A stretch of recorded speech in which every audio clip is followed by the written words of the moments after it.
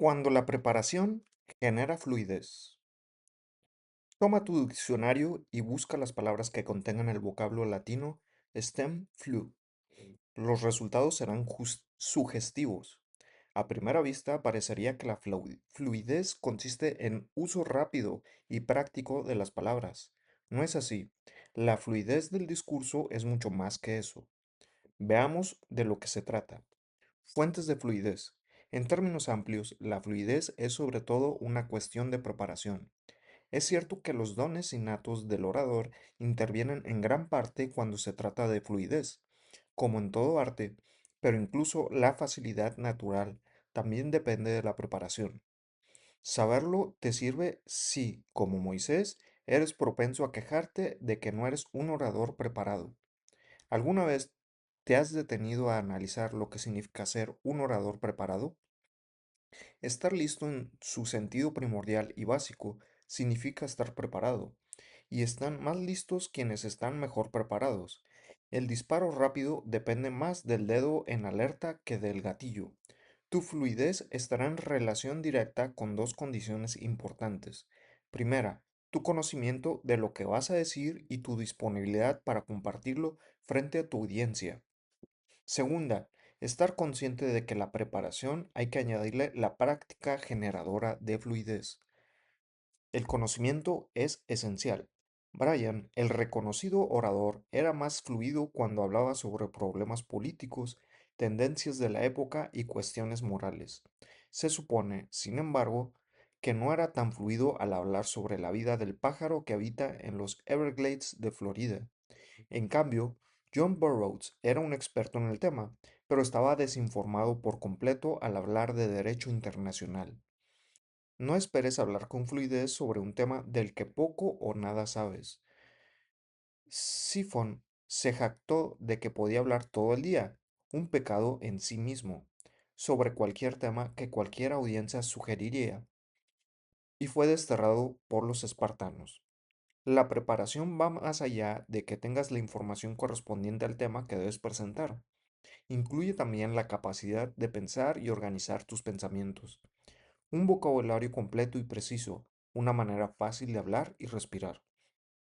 La ausencia de autoconciencia y otras características relacionadas con saber enviar un mensaje eficiente, las cuales merecen atención especial en otras partes de este libro, pero no en este capítulo.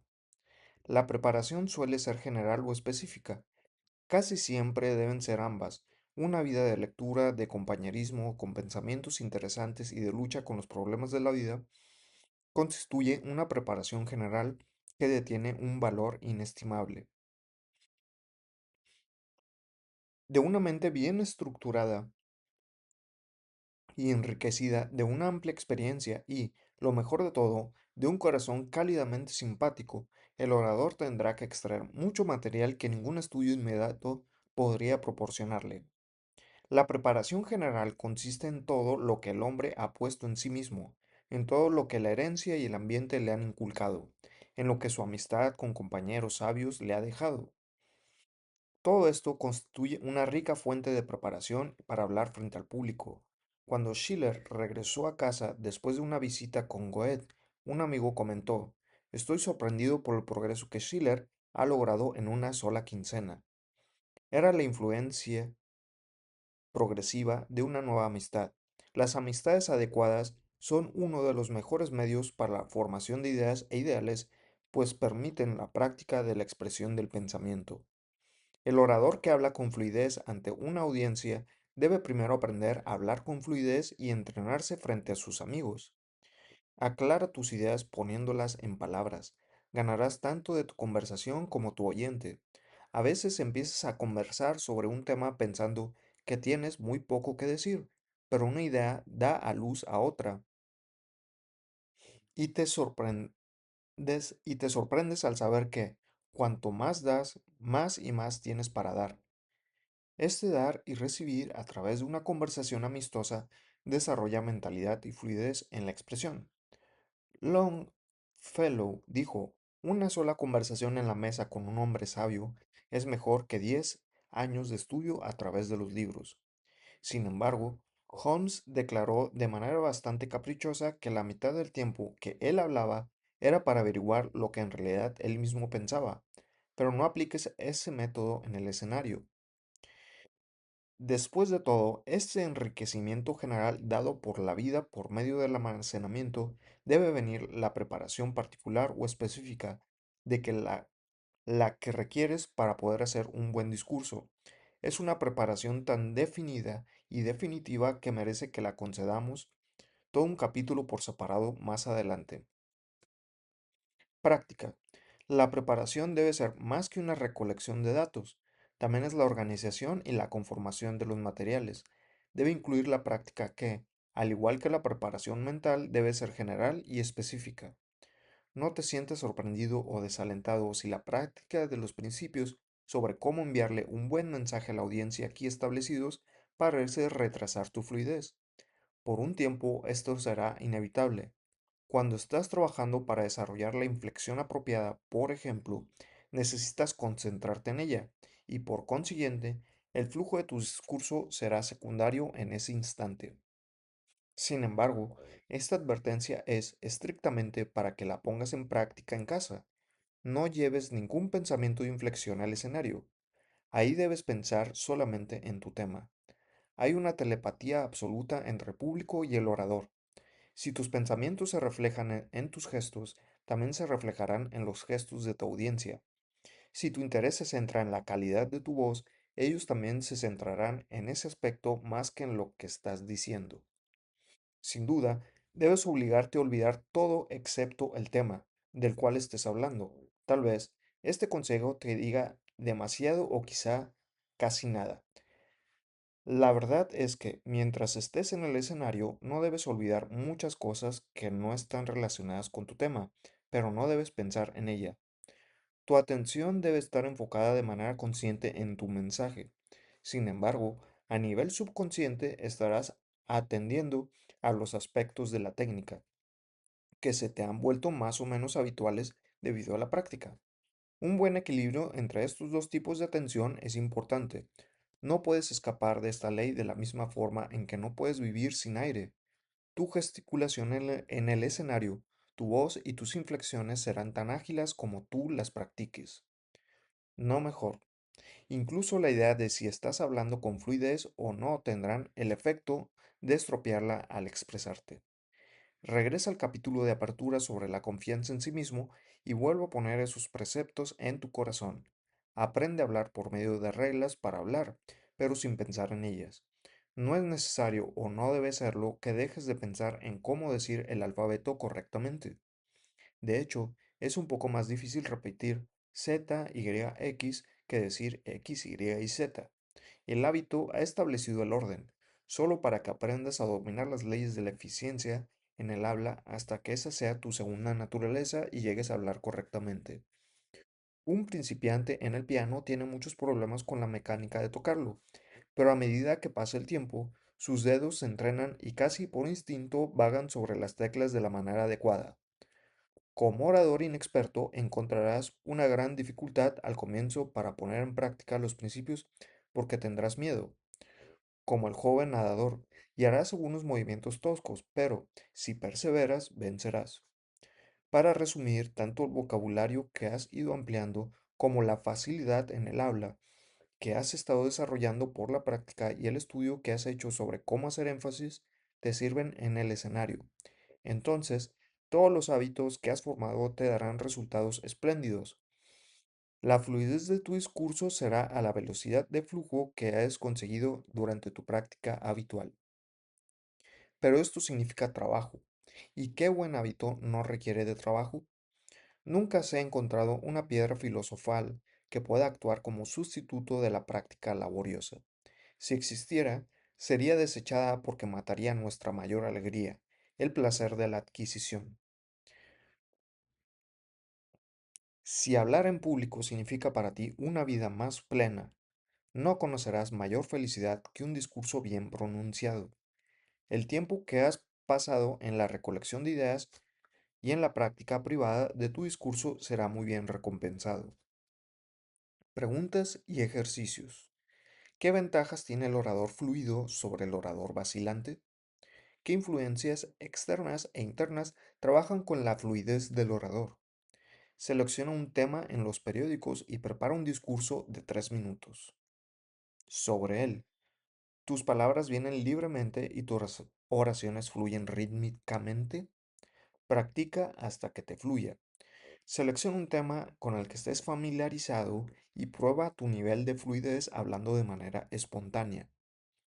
Toma cualquiera de las siguientes citas y haz un discurso de 5 minutos sin detener a prepararte. Los primeros esfuerzos pueden ser muy ágiles, pero si quieres velocidad y facilidad para hablar, debes practicar, practicar y practicar. Muy bien. Cuando la preparación genera fluidez, con el puro título podemos saber que debes de practicar para generar fluidez, pero ya se ve desde una perspectiva un poquito más profunda.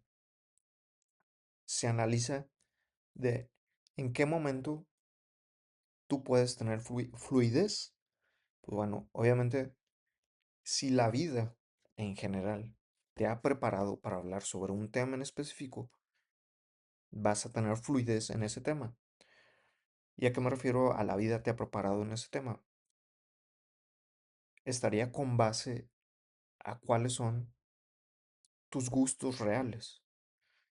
Entonces, si el tema de conversación es parte de tus gustos reales, tienes esa experiencia previa, obviamente va a existir ese conocimiento. Y aquí yo puedo estar hablando de cualquier tipo de conocimiento, cualquier tipo de experiencia. Puede ser desde cuestiones muy habituales o muy de cuestiones de diversión, como videojuegos, películas, animaciones, o cuestiones más serias, así como se hacía aquí el ejemplo de política y finanzas. Entonces, si tú has vivido en cierto contexto, obviamente vas a tener experiencia y fluidez hablando sobre ese tema. Y aquí hay un tip muy grande.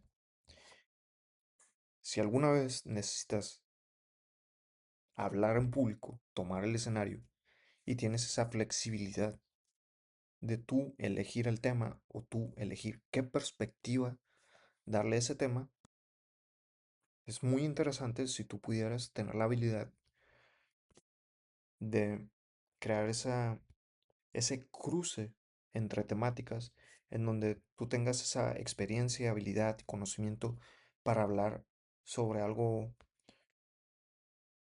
otra vez, algo muy simple que es diversión. Por ejemplo, si yo quisiera hablar o tengo experiencia hablando de Pokémon, buscar esa inflexión, ese cruce y llevarlo a ejemplificar Pokémon a un tema interesante o un tema serio, eso crea mayor apertura en tu audiencia y mayor interés, porque podrías decir qué tiene que ver Pokémon con la economía. Entonces, alguien que tiene experiencia, conocimiento y fluidez en Pokémon naturalmente por la vida que has tenido, obviamente vas a tener la chispa o vas a tener el razonamiento adecuado para generar o crear una conversación fluida, un discurso, una presentación seria que explique cuál es el impacto económico de Pokémon. Y este capítulo termina recordándote que todo esto es cuestión de práctica y preparación, porque también tenemos del lado opuesto. Supongamos que no tienes esa flexibilidad para crear ese cruce de contextos, ese cruce de temas y de contenido. Estás obligado o obligada a hablar sobre cierto tema que debes de hacer. Primero debes de prepararte, convertir ese conocimiento, ese tema, en un hábito de tu lectura. Y no importa el tiempo que tengas o el tiempo que necesites para preparar esa temática o esa presentación. Si tienes que hablar sobre política, economía y no sabes nada del tema, pues lo primero que debes de hacer es empezar a tener esos acercamientos con esas temáticas desde lo más simple, como leer noticias, hasta algo más complejo, como crear tu propio orden de ideas e intentar construir una conversación alrededor de eso, que es lo que recomiendan también aquí, tomar un tema, un concepto y tratar de averiguar qué tan extenso es tu propio conocimiento de ese tema y crear una conversación fluida de eso.